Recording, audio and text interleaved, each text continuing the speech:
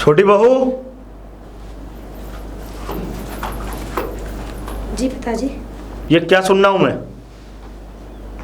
क्या पिताजी? यही के तुम और तुम्हारा पति दोनों इस घर को छोड़ करके कहीं अलग रहने वाले हो? जी पिताजी, वो देव कह रहे थे कि मैं यहाँ से चला जाऊंगा। अच्छा, तो देव कह रहा था कि तुम लोग यहाँ से चले जाओगे। हाँ, मतलब कि हमने उसको एक छोटे से जो हमने अपने बलबूते पे कंपनी बनाई हुई उसका काम के लिए हमने भेजा। अरे हम किसी समय पे अपने बड़े बेटे को भी तो भेजते थे। लेकिन पिताजी मैं क्या कर सकती हूँ? खैर तुम तो कुछ नहीं कह सकती बहू, ये तो मैं जानता हूँ। उसे समझा देना, क्योंकि जिस जगह और जिस घर में तुम रह रही हो ना, वो कोई आम लोगों का घर नहीं है। हम खूब अरब खरबपति हैं, और अगर कोई भी इस घर से हमारा वारिस अगर इस घर को छोड़ करके कहीं अंत रहता है तो उसके जिम्मेदार हम होंगे, हमारी नाक कटेगी। समझ में आया? जी पिताजी। हाँ, उसको समझा देना कि उसने ये बात अब तो बोल दी है, पर आज के बाद कभी इस तरीके की बातें करने की कोशिश ना करे। ठीक है पिताजी, बोल दूंगी। जब वो आ जाए तो उसको बोल देना कि वो हमसे मिलने के लिए हमारे कमरे में आए। ठीक है पिताजी। आभा, आभा, कितनी आवाज दे दी मैंने तुम्हें? तो ऐसा कौन सा पहाड़ तोड़ दिया जो पहाड़? आवाज दे दी? अच्छा, क्या कर रही थी अंदर? कुछ नहीं कर रही थी, फिलहाल थोड़ा सीरियल देख रही थी, क्योंकि इस घर की बातों से बड़ा दिमाग मेरा डिप्रेशन में चला गया था। मैंने सोचा थोड़ा टीवी देख अब लूं। कौन सी बात होगी डिप्रेशन वाली? अरे तुम्हारे घर में तो आए दिन बातें ही होती रहती हैं। डिप्रेशन में ही आदमी रहता है, वो तो कह लो हम लोगों को आदत पड़ चुकी है, इसीलिए हमें अस्पताल की जरूरत नहीं पड़ती। आभा मेरी बात सुनो, ये गुस्सा होने वाली बात नहीं है। मैं तुम्हें खुशी की बात जाहिर करने आया हूँ, तुम हो गई मुंह लटका के बैठ जाती हो।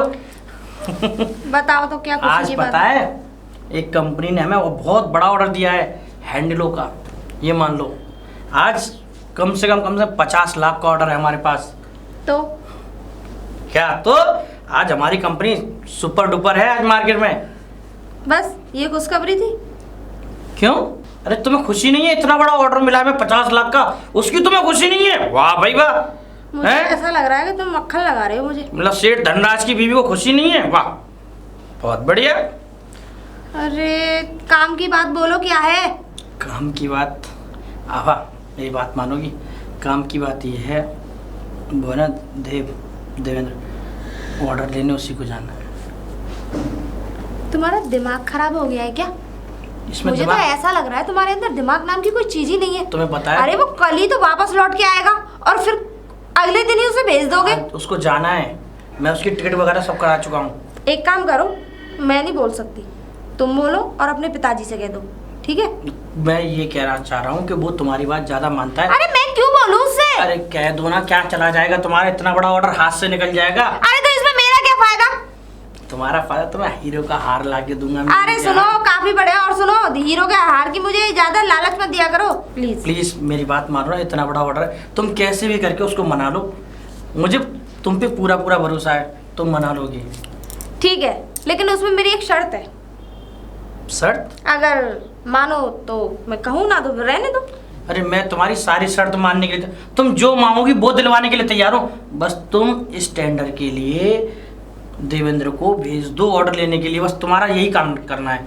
ठीक है, अब वो शर्त तो सुन लो पहले। बोलो। दोनों की टिकट करा दो, वो दोनों जाएंगे, वो अपना काम भी कर लेगा और दोनों साथ में हनीमून मना लेंगे, क्योंकि हमारी तो बदकिस्मती, हमारे तो कहीं हनीमून मना ही नहीं। तुम हर वक्त ना, तुम उसी घरवाले को क्यों बीच में ले आती हो? उसको साथ में भेजो। क्योंकि वो उसकी बीबी है, वो उसकी जीवन साथी है, क्योंकि वो चीज तुम जैसे लोग नहीं समझ पाओगे। देखो मेरी बात सुनो आभा, तुम जो कह रही हो वो सही बात है, लेकिन मैं पिताजी के विरुद्ध नहीं जा सकता। पिताजी ने केवल, तुम्हें पता है आज भी मेरी जेब में पैसे नहीं रहते। क्यों? क्योंकि जितना पैसा आता है कंपनी से सारे पिताजी पहले ही ले लेते हैं। अरे तुम क्या फालतू की बातें लगाए रखे हो? ठीक है, तो मैं सोने जा रही हूँ। अरे रुको मेरी जान, मेरी चंद्रकली, मेरे जाने मन, मैं पिताजी से बात करके आता हूँ। ठीक है। बड़ी कटीली मामला गड़बड़ है इसका। पिताजी, पिताजी। बोलो बेटे। बोलो बेटे नहीं, देखो एक बात खुशी की भी है और एक बात दुख की भी है। अब बताओ खुशी वाली बात सुनाऊं या दुख वाली? सुनाओ सुनाओ। खुशी इस बात की है, गुजरात की जो हैंडल वाली कंपनी है उससे हमें बहुत बड़ा ऑर्डर मिला है। अच्छा। 50 लाख रुपए का टेंडर है पिताजी। अरे वाह। और उसके लिए ये मान लो 2 दिन के अंदर देवेंद्र को भेजना पड़ेगा। ठीक है तो भेज देंगे, क्या हो गया, भेजो उसे। अब सुनो, ये तो तुमने सुन ली बात खुशी वाली। हाँ। दुख वाली बात ये सुन लो। मेरी घरवाली मेरी बात ना मान के वो कह रही है कि देवेंद्र के साथ उसकी घरवाली पूजा भी जाएगी। ऐसा हम कभी नहीं होने देंगे, समझ में आया? पिताजी सुनो, अब एक साथ दोनों जाएंगे, क्या पता वो वहाँ घूमने निकल गई, टेंडर की बात करी ना करी। तो मैं इसीलिए कह रहा हूँ तुम केवल देवेंद्र को भेजो। नहीं बेटे, हम इसकी बहू को नहीं भेजेंगे, हम उसी को भेजेंगे, देवेंद्र को। समझ में आया? पिताजी मैं तो तुमसे इसीलिए कह रहा हूँ, तुम जाओ देवेंद्र से बात करो, उसकी घरवाली से बात कर लेना। जब वो आ जाए तो तुमको उसी को भेजना है, ये ध्यान रखो। ठीक है। और सुन, तू जो अपनी पत्नी को जरा संभाल कर रखा कर, वो कुछ ज्यादा ओवर बोल जाती है। पिताजी तुम्हें मालूम तो है सारी बात। जैसे तुम सारी बात जानते हो कि जैसे मैं उसको टाइम नहीं दे पाता, तुम्हें वाले सब चिड़चिड़े हो जाते। तुम ऐसा मत कहो पिताजी। देखो तुम्हें पता थी कि तुम्हारी माँ जो थी वो भी सिर्फ इसी बात से खुंदक खाती थी मुझसे कि मैं सिर्फ समय का बड़ा पंचुअल रहता था। पिताजी वही तुमने मुझे बना दिया है। हाँ, और मैं काम के प्रति बहुत ज्यादा अपना स्वभाव रखता हूँ। जो भी ऑर्डर है उसे भेजना, समझे? पिताजी मैं तो अगर मैंने उससे इस बार कह दिया तो वो घर छोड़ के चला जाएगा। मैं इसी बात को तो आपसे कह रहा हूँ। अरे तो तू चला जी, अब की बार क्या हो गया? देखो पिताजी, अगर मैं गया तो मैन्युफैक्चरिंग का जितना काम है तुम्हें मालूम है, लेबर आजकल कैसी होती है, मैं देखता रहता हूँ, समझे? शिफ्टों में लेबर 1-1 घंटा गोल मार जाती है।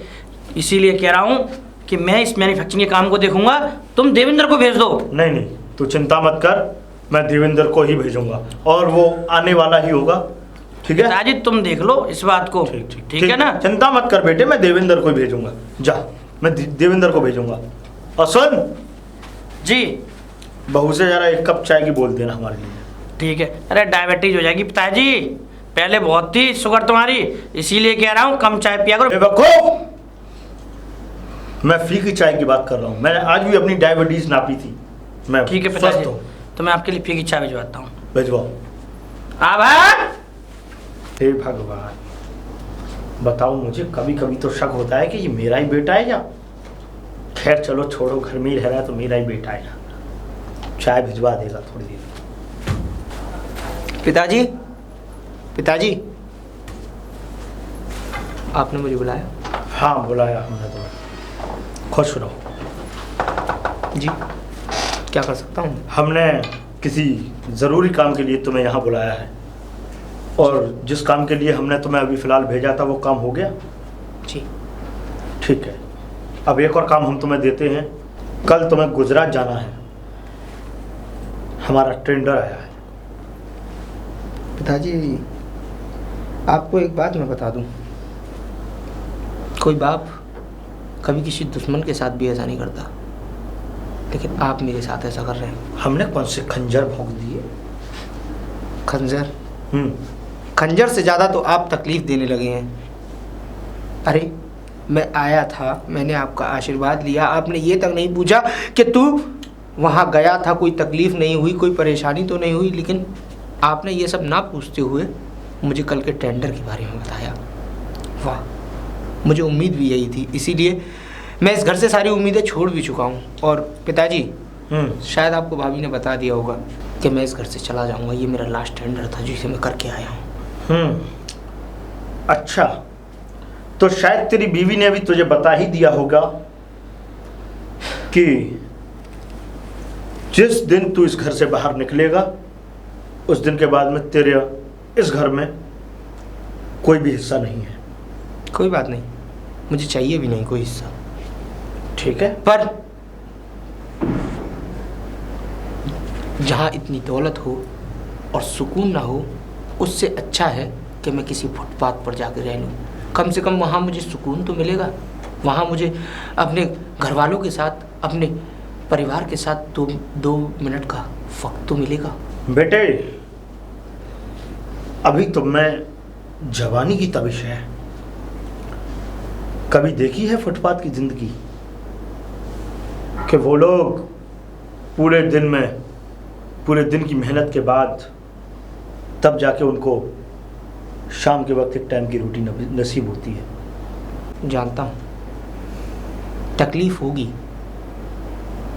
जानता हूँ, लेकिन उस रोटी में मोहब्बत और सुकून होगा, और इस बेसुकूनी की ज़िंदगी से मुझे आराम भी मिलेगा। तो तुम्हारा कहना और तुम्हारा मानना यह है कि तुम फुटपाथ की ज़िंदगी जीना चाहते हो, जो ठेले और खच्चरों पर धक्का जो लगाते हैं लोग, समझे? समझ तो गया, लेकिन आप कुछ नहीं समझे पिताजी। शायद आप भूल गए कि आपने मुझे इंजीनियरिंग की पढ़ाई कराई थी। हाँ। और हाँ। उसके बाद सारे अकाउंट्स का काम मेरे हैंडओवर आ गया था। हाँ हाँ। तो आपके अकाउंट में कितना रुपया है? कितना? 3,425 रुपये, जो आपके शायद कफन में काम आएगा। क्या हुआ डैडी, पसीना रुक नहीं रहा या पैरों तले जमीन खिसक गई? आप ही का तो बेटा हूँ। और आप शायद भूल गए कि खून जिस रंगत का होता है उसी रंगत में बहता है। आप ही का बेटा हूँ, इतना तो बिजनेस के बारे में मुझे भी अनुमान है। तो ये घर, जो सारा पैसा था हमारे बिजनेस का, और जो विंगो कंपनी के शेयर्स थे, वो सब मेरे नाम हो चुके हैं। तूने इतनी बड़ी चालाकी अपने खानदान के साथ, जिस थाली में तूने खाया उसी में छेद किया? छेद मैंने नहीं, छेद आपने किया था, क्योंकि आपको मैंने हमेशा प्यार की निगाहों से देखा, आपको प्यार किया, आपकी हर बातों को समझा, हर बातों को माना, और कभी किसी बात को टालने की कोशिश नहीं की। लेकिन आपने मेरे साथ बदले में क्या किया? इस कगार पर लाकर खड़ा कर दिया। तो आपको क्या लगा कि आपकी डांट फटकारों को सुनने के लिए मैं यहाँ बैठा हूँ? सारा बिजनेस संभालना मुझे आता है। वो पुराना समय गया जिस समय भैया टेंडर पास करवा लेते थे, लेकिन आज के समय में टेंडर पास करवाना या मैन्युफैक्चरिंग के ऑर्डर्स लाना आसान बात नहीं है। और वो सारी तरकीबें और सारी तकनीकें मैं सीख चुका हूँ। आप बड़ा बेटा नहीं। अब एक बात और सुन लीजिए, आप यहाँ से खुद अपने पैरों पर जाएंगे या धक्के मारकर आपको विद्या आश्रम तक फिकवाया जाए? वृद्धा आश्रम? हाँ। पर बेटे ठीक, मैं तेरा पिता हूँ। देख बेटा, देख मैंने तुझे पढ़ाया लिखाया सब, देख तुझे देख कितना बड़ा कर दिया मैंने अपने पिता के साथ। पढ़ाया लिखाया, वही पढ़ाना लिखाना आपके ऊपर भारी पड़ गया, क्योंकि 100 जाहिलों के ऊपर एक पढ़ा लिखा आदमी बहुत होता है। ये आप समझ ही चुके होंगे। ठीक है बेटी, गलती मेरी थी जो तुझे पढ़ाया लिखाया, इतना बड़ा किया, तुझे हर शौनो शौकत कराई। मुझे नहीं पता था कि तू इस घर का सपोला निकलेगा। पिताजी, वो टेट हो चुकी है, इसको आज ही निकलना है। हाँ, मैं तो निकल जाऊंगा। फिलहाल आप अपना सब लोग सामान उठाकर और यहाँ से निकलिए। यहाँ से निकलिए मतलब ये कि सारा बिजनेस मेरे हाथ में आ चुका है, और आप अपना सामान पैक कीजिए और गेट आउट। पिताजी क्या कह रहा है ये? तेरी जुट अपना हाथ अपने पास रखिए, नहीं तो मैं भूल जाऊंगा कि आप मेरे बड़े भाई हैं। तेरी ये हिम्मत, तूने अपने बड़े भाई का हाथ पकड़ा? हाँ।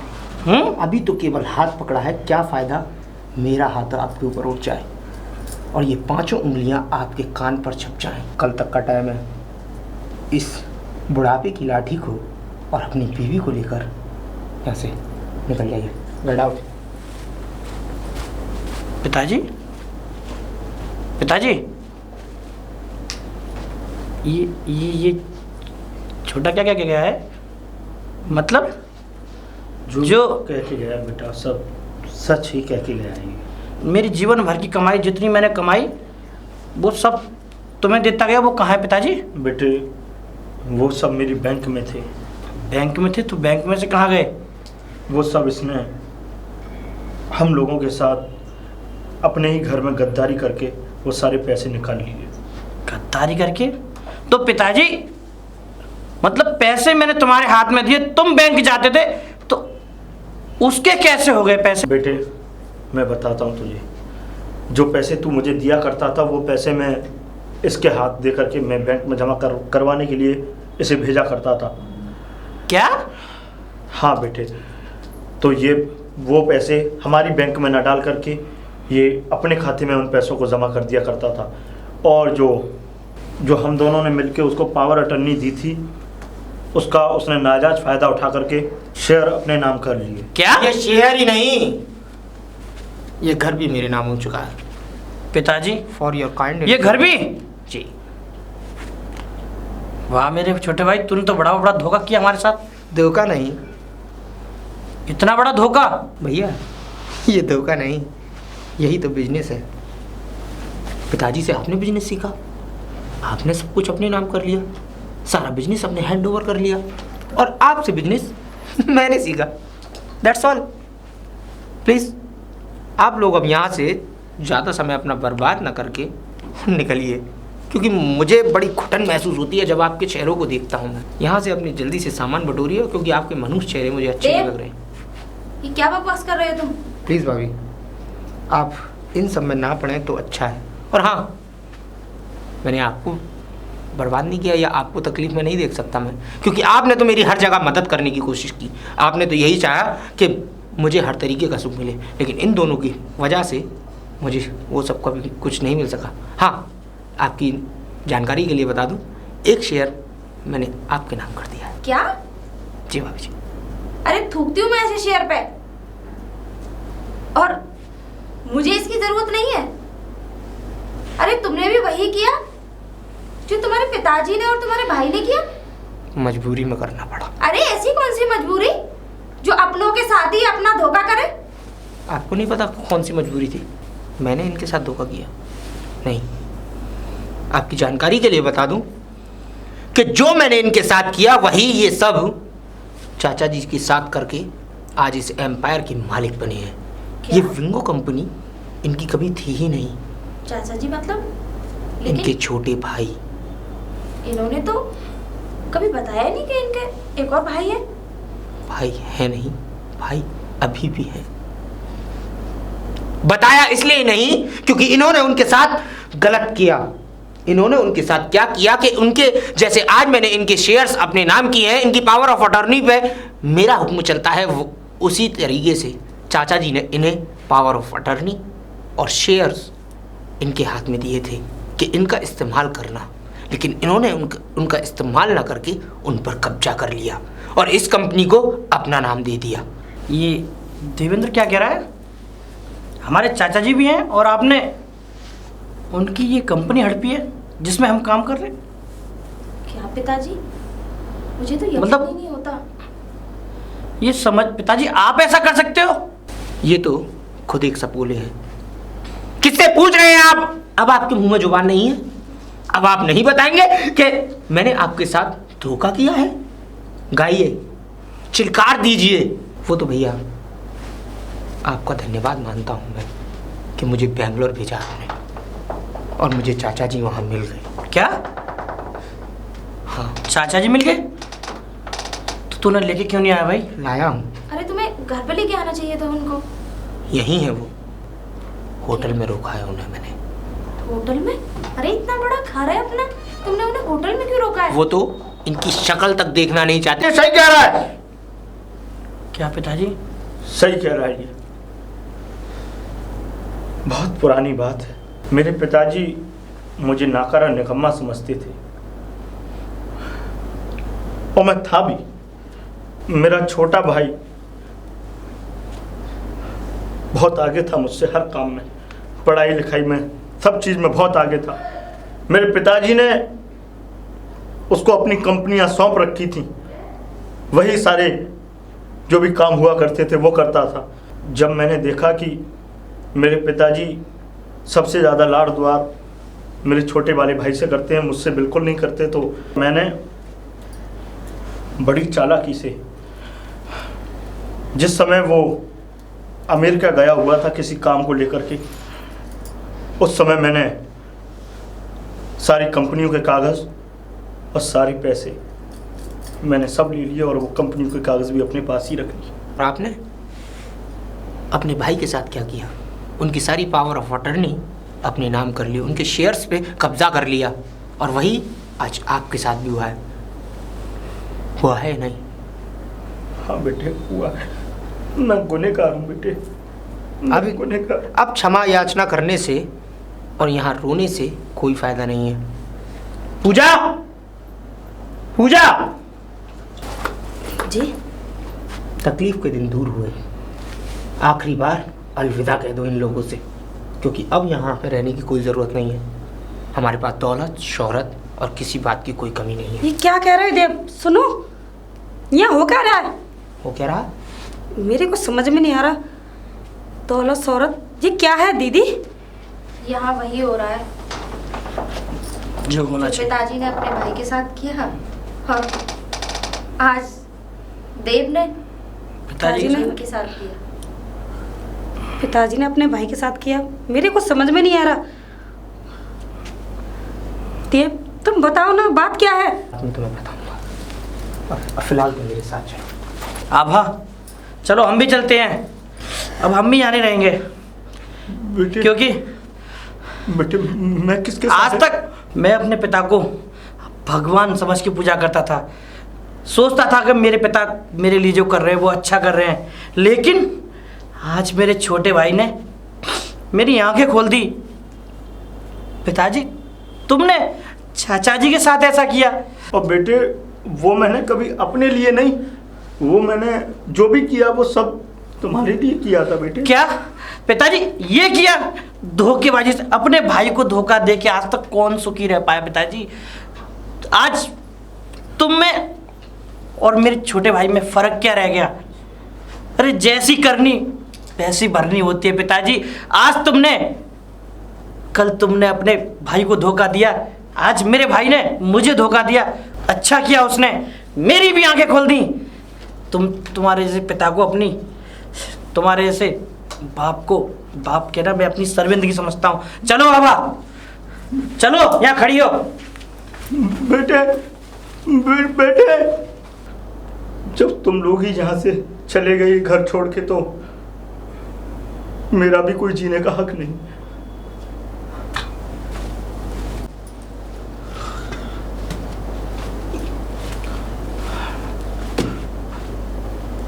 रुक जा रमाकांत।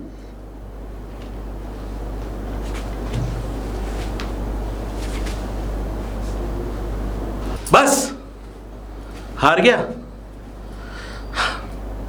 जब आदमी चारों तरफ से हारता है ना रमाकांत, तो उसे कुछ दिखाई नहीं देता सिवाय आत्महत्या के। तुम्हें तो अभी जीना है, बहुत सारे फैसले करने हैं तुम्हें अभी। क्या सोचा था तुमने कि चंद दिनों को दौलत अपने नाम करने से ये सारा समाज, सारी जिंदगी अपने नाम कर सकते हो? तुम्हें शायद पता नहीं है कि तुम्हारे अलावे भी एक और है, और वो है ऊपर वाला, जिसकी लाठी में कोई आवाज नहीं होती। रमाकांत, भूल गए? अरे दौलत ही मांगनी थी, एक बार अपने भाई से बोलते तो सही। सब कुछ हंसते हंसते अपने भाई के नाम कर देता। अरे कभी सोचा उस पिता का, जिस पिता ने न जाने कितने लाखों लोगों के घर रोशन किए। मैं कोई ताने देने नहीं आया, बल्कि मैं वक्त का जो पहिया था ना, एक बार करवट पलट कर आपके पास आ गया है। मकान, मैं तो चला गया था अमेरिका। जब मैं आपके घर, आपके पास गया, तो आपने क्या किया? हाँ, कभी सोचा कि अगर आपके बच्चे हैं तो मेरे भी तो बच्चे हैं? बस फर्क इतना था कि मैंने अपने बच्चों को अपने बाप के संस्कार दिए, अरे उनके दादा के संस्कार दिए, आपकी तरह नहीं। खैर, मरना चाहते हो? कूदना चाहते हो? अरे अपनी सड़ी हुई आत्मा से एक बार अंदर झांक के देखो, क्या तुम्हारे इस मरने से तुम्हारे पाप धुल जाएंगे? क्या मेरे वो बीते हुए दिन गरीबी के वापस आ जाएंगे? कितनी मेहनत की है मैंने, मुझे इस बात का जरा भी अफसोस नहीं था कि मेरे भाई ने मेरी दौलत छीनी है। मुझे तो सिर्फ इस बात का अफसोस था कि हम उस बाप की औलाद थे जिस बाप ने इस शहर पर राज किया। अरे ना जाने कितने गरीबों के चूल्हे जलाए उस बाप ने। मैंने तो अपने सारे गम अपनी झोली में समेट लिए भैया। बस मैं नहीं चाहता था कि मैं देव को सब कुछ बताऊं, लेकिन यह भी तो जरूरी है ताकि आपकी भी आंखें खुले। क्यों? आपकी आंखों पे तो दौलत का चश्मा पड़ा हुआ है ना, वो कभी उतरता नहीं। ये मत सोचना कि मैंने देव को बहुत ज्यादा भड़का के तुम्हारे पास भेजा। देव ने वही किया जो आपने किया, क्योंकि जैसा करोगे वैसा भरोगे। शायद आपने ये कहावत तो सुनी होगी ना। मुझे तो जरा भी अफसोस नहीं है कि ये सारी दौलत जिसे आप छोड़ कर आए हो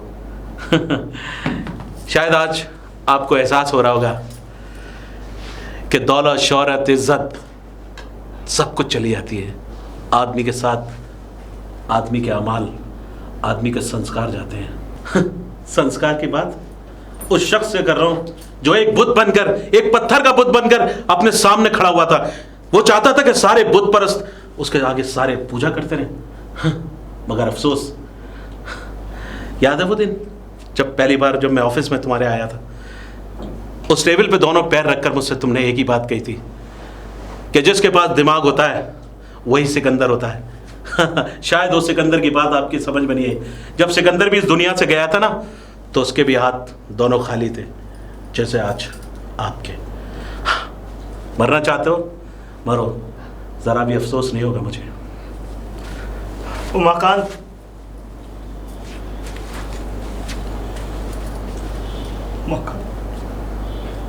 मुझे माफ कर दो मेरे भाई, मुझे माफ कर। मेरे माफ करने से या तुम्हें मैं माफ कर दूं, मेरे बीवी बच्चों के आंसू धुल जाएंगे। अरे न जाने कितनी रात, कितने दिन भूखे प्यासे हमेशा यही कहते रहे कि पापा, हमारे ताया ने हमारे साथ ऐसा क्यों किया। क्या जवाब देता मैं उनको? है सिर्फ इतना ही कहा कि वक्त जरूर पलटे। रमाकांत, बस मैं यही देखना चाहता था। जब मैं शहर से, इस देश से अमेरिका गया ना, तो बस यही सोच कर गया था कि एक दिन तुम्हारा गुरु झुकाऊंगा। और तुम्हारा गुरु मैंने नहीं झुकाया। शुक्र करो कि मैं इंडिया में एक बार बेंगलोर में किसी काम से आया था, वहाँ मेरी देव से मुलाकात हुई। जब जाके पता चला कहना तो नहीं चाहता था, मगर क्या करता। जब देव ने सारी चीज़ें बताई तो उसके साथ भी तो तुमने शोषण किया। अरे कभी झांक कर देखा उसके दिल में? कभी झांक के देखा अपने बड़े बेटे के दिल में? सिर्फ एक ही चीज, पैसा पैसा पैसा। अरे क्या करोगे इस पैसे का? चिता पे नहीं जाएगा आपकी पैसा। अभी आप नीचे जाके मर जाओ, कोई फर्क नहीं पड़ेगा। फर्क पड़ेगा पता है किस पर? फर्क पड़ेगा तुम्हारी अपनी औलाद पे। फर्क पड़ेगा हम पर कि हमारा भाई चला गया। चाचा जी, देव, एक बात और सुन लो। जिस भाषा का तुमने अपने बाप से बोली थी, जिस भाषा को तुमने इस्तेमाल किया था, शायद तुम्हारा बाप उसी भाषा के लायक था, लेकिन तुम ये कैसे भूल गए कि तुम किस खानदान से संस्कार रखते हो? पढ़े लिखे होने के बावजूद भी तुमने अपने बाप की इतनी बेइज्जती कर दी। अरे वो तो मैं सही समय पर आ गया, वरना तो आज तुम्हारे बाप तुम्हारे सामने नहीं होता, सारी जिंदगी इनके फोटो को माला देखकर जिंदगी पर पछतावा होता कि तुम्हें अपने बाप का क्या किया है तुम्हारे बाप। देव, मैं तो इतना चाहता हूं कि अपने बाप से माफी मांगो। और हाँ, देव ने कोई दौलत अपने नाम नहीं की, इसने वो काम किया नहीं। क्या समझते थे कि इंसान को पढ़ा लिखा होना नहीं चाहिए है? मुझसे बोलते थे होना चाहिए उमाकांत। मुझसे ये बोलते थे कि आदमी का दिमाग होना चाहिए, उसके कलम में ताकत हो या ना हो। आज देख लिया कलम की ताकत में और अंगूठा छाप में क्या फर्क होता है। नहीं उमाकांत, कलम की ताकत में ताकत होती है बेटे। नहीं, पहले ही आपके साथ बहुत ज्यादती कर चुका हूँ मैं, आपको तकलीफें दे चुका हूँ, अब नहीं। हाथों को जोड़कर मुझे और गुनाह का भागीदार मत बनाइए। मैंने तो बस आपकी आंखों खोलने के लिए ये सब किया था, बाकी आपसे आपके हुक्म को टालने की कभी मैंने ज़रूरत भी नहीं की। देखा रमा खान, ये होती है पढ़ाई लिखाई, अच्छे संस्कार। आदमी के संस्कार, आदमी की पढ़ाई उसके उस वक्त काम आती है जिस वक्त आदमी कुछ बनता है। अरे मेरे पास दौलत शोहरत इज्जत कुछ नहीं थी। जब मैं इस शहर से देश से गया ना, तो सिर्फ मेरी पढ़ाई मेरे बाप की दी हुई काम आई। अगर तुम इसको घर से भी निकाल दोगे ना, तो क्या समझते हो ये कुछ नहीं कर पाएगा? अरे इंजीनियर है, एक दिन तुमसे ज़्यादा दौलत इसके पास होगी। और हाँ, एक बात और सुन लो, इसने जो कुछ भी किया सब हमारे कहने पे किया, सिर्फ आपको सुधारने के लिए। बस इतना ही कहना चाहता हूँ कि सारा परिवार जब इकट्ठा होकर एक साथ मिलता है ना, तो वो घर घर होता है।